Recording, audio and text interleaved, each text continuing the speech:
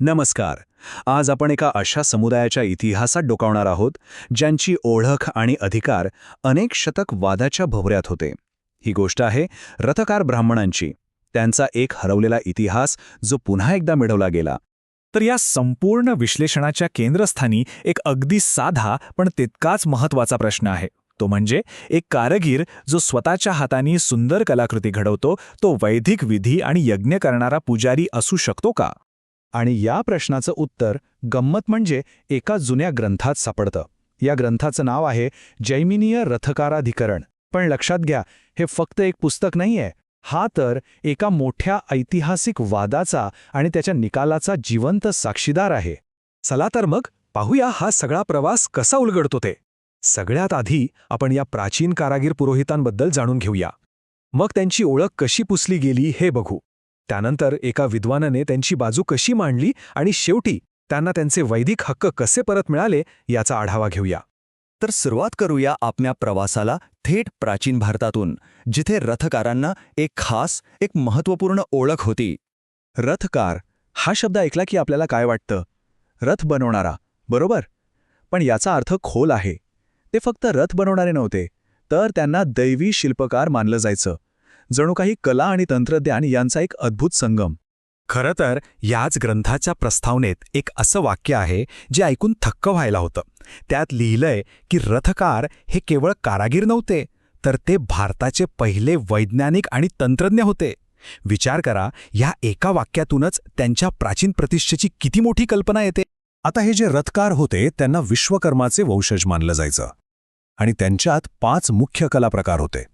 म्हणजे बघा, लाकडावर कोरीव काम करणारे दारूशिल्पी, मग लोहार, सोनार, कांस्य धातूवर काम करणारे कांस्यकार, आणि अर्थातच रथ आणि मोठमोठ्या वास्तू घडवणारे स्थापत्य.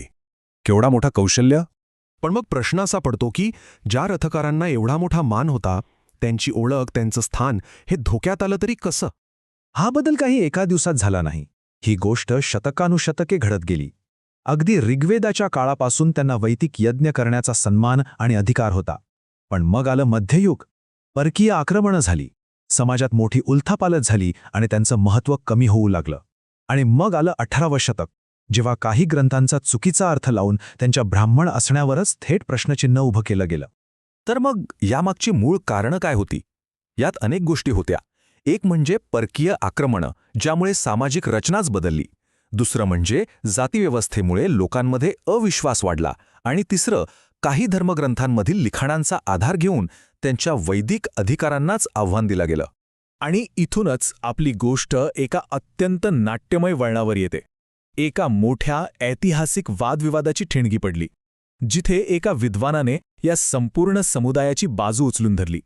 या कथेचे नायक होते श्री बसवाचार्य स्वामी, 18व्या शतकातले एक प्रचंड विद्वान. त्यांनी रथकारावरचे हे सगळे आक्षेप खोडून काढण्याचा आणि त्यांचे हक्क पुन्हा मिळवून देण्याचा जणू विडाच उचलला. जरा डोळ्यासमोर आणा ते दृश्य. विजयनगरच्या राजाचा तो भव्य दरबार. राज्याच्या कानाकोपऱ्यातून आलेले मोठमोठे वैदिक पंडित आणि विद्वान तिथे बसले आहेत. आणि त्यांच्या समोर हा ऐतिहासिक वादविवाद सुरू होणार आहे. तर या वादविवादाच्या 2 बाजू होत्या, अगदी स्पष्ट. एका बाजूला होते इतर विद्वान. त्यांचं म्हणणं साधं होतं, जे हाताने काम करतात, जे कारागीर आहेत, ते ब्राह्मण असूच शकत नाहीत. आणि दुसऱ्या बाजूला होते बसवाचार्य स्वामी. ते काय करत होते? तर कल्पसूत्रांसारख्या जुन्या अधिकृत ग्रंथांचे दाखले देऊन हे सिद्ध करत होते की रथकारांना हे अधिकार परंपरेनेच मिळाले आहेत. अनेक दिवस हा वादविवाद चालला आणि अखेर निकालाची वेळ आली. हा तो क्षण होता जो रथकारांच्या इतिहासाला एक नवी दिशा देणार होता. बसवाचार्य स्वामींच्या युक्तिवादात इतकी ताकद होती, इतके भक्कम पुरावे होते की अखेरीस राजा आणि दरबारात उपस्थित असलेले सगळेच्या सगळे विद्वान पूर्णपणे सहमत झाले. स्वामींचा विजय निश्चित झाला होता. आणि अंतिम निकालाने सगळ्या शंकाकुशंका दूर केल्या. यात अगदी स्पष्टपणे ठरवलं गेलं की 1. रथकारांवरील सगळे आक्षेप चुकीचे आहेत. 2. त्यांना वैदिक विधी करण्याचा पूर्ण अधिकार आहे. 3.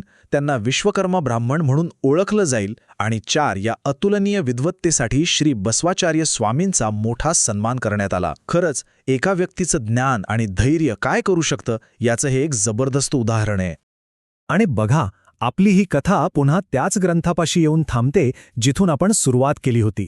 बसवाचार्य स्वामींनी दरबारात जे काही मुद्दे मांडले, जे युक्तिवाद केले, ते सगळे या ग्रंथात लिहून ठेवले गेले. का? तर भविष्यात हा इतिहास कोणीही पुसून टाकू नये यासाठी. हे सगळं ऐकल्यावर एक विचार मनात येतोच. जसा रथकारांचा इतिहास या एका ग्रंथातून पुन्हा जिवंत झाला, तसे आणखी कितीतरी समुदायांचे, कितीतरी लोकांचे अज्ञात इतिहास अशा जुन्या ग्रंथांमध्ये दडलेले असतील, आणि ते फक्त कोणीतरी येऊन ती पानं उलगडण्याची वाट पाहत असतील, नाही का?